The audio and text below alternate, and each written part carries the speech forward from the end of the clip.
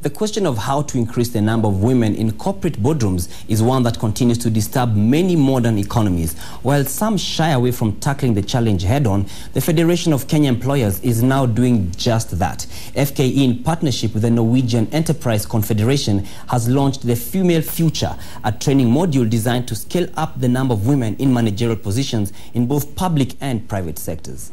The men were also handling that. Women drawn from senior positions of leadership in different sectors of the economy gathered early on Tuesday morning to witness the launch of the Female Future. It is a course facilitated by the Federation of Kenya Employers targeting women in top-level management.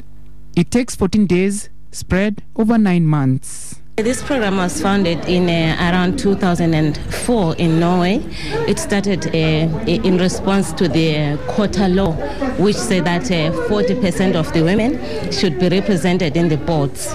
Kenya becomes the second African country where the Female Future is now available. We started in Uganda in 2010, and we have been in Uganda. We have done it. We have 3 groups which have graduated. It's very successful. The women are on boards now. About 80% when they did a survey last year, they are now in the boards. Successful women in the corporate world got to share some of their perspectives on women and leadership. We need to celebrate. But you know, women, we are used to just getting things done and all that, but we don't take a moment to celebrate. And remember, the measure is higher for women.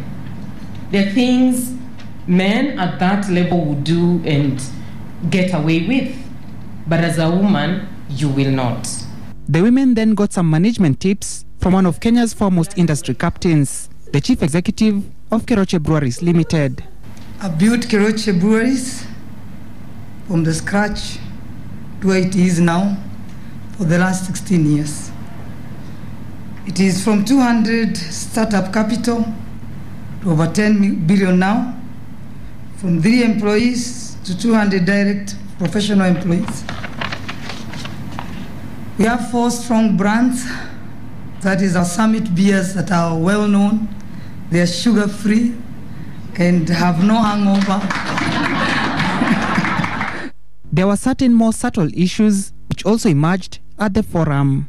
Ladies have a tendency, and this is something that may be cultural, but they have a tendency to take up less space when they are sitting, whether it is at a table like this or in a boardroom situation. This has a huge bearing on whether you are going to rise up into leadership positions.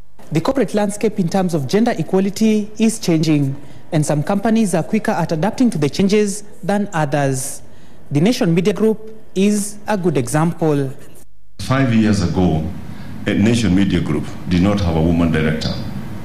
Today, we have 3 women directors. The launch of this product by FKE goes to show the broadening scope of activities and responsibilities that the organization is undertaking to better the welfare of all cadres of employees. The hope now is that the rollout of the Female Future will see a greater number of women get access to corporate boardrooms. In fact, the Bible tells us that God first made man, and he looked at what he had created and said, I think I can do better, and he created a woman. Alex Mwangi, NTV Business.